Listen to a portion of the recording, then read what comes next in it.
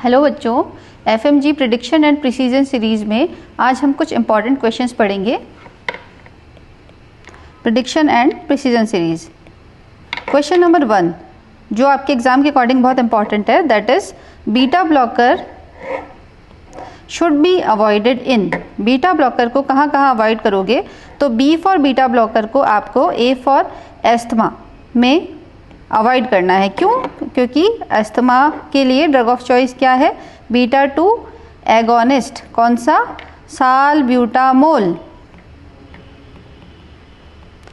तो but obvious सी बात है, जहां आप बीटा का एगोनिस्ट यूज कर रहे हो वहां ब्लॉकर दोगे या नहीं दोगे? नहीं देंगे। फिर बी फॉर अगर किसी पेशेंट की हार्ट रेट ऑलरेडी कम है, इट मीन्स अगर ब्रेडिकार्डिया का पेशेंट है तो आप उसको बीटा ब्लॉकर नहीं देंगे। नेक्स्ट वन इज जो आपके एग्जाम में प्रीवियस ईयर क्वेश्चन है, दैट वाज हाइपोथायराइडिज्म। हाइपोथायराइडिज्म में भी हम क्या नहीं देते हैं? बीटा ब्लॉकर नहीं देते हैं, बिकॉज ये T4 से T3 के कन्वर्जन को इनहिबिट करता है।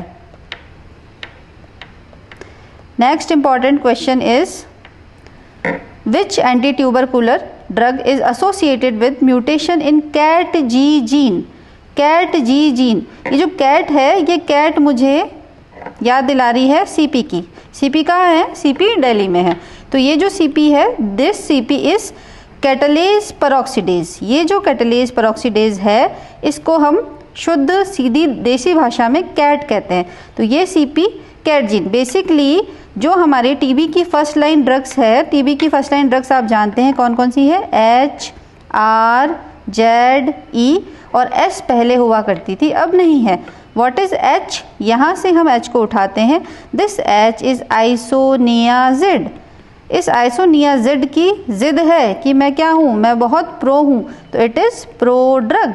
तो यू नो वेरी वेल कि प्रो ड्रग को एक्टिव फॉर्म में बदलने के लिए, प्रो ड्रग को एक्टिव फॉर्म में बदलने के लिए एंजाइम की ज़रूरत होती है। That enzyme is catalase peroxidase.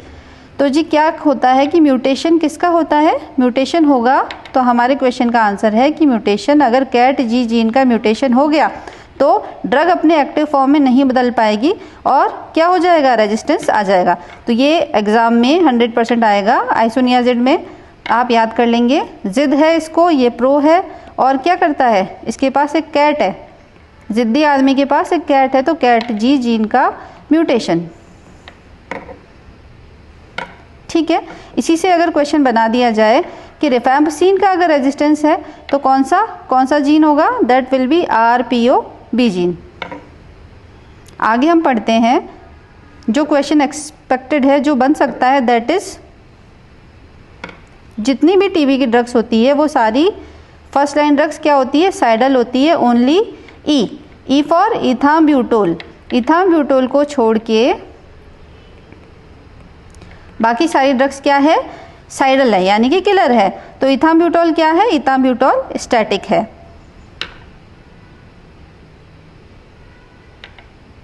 अब अपन याद करेंगे जो एग्जाम में क्वेश्चन आएगा, 100% आएगा। E for ethambutol, E for आई।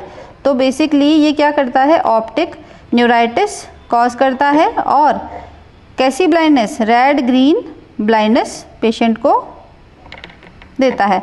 इसको किस में अवॉइड करना है? बच्चों में इसको अवॉइड करना है। ठीक है।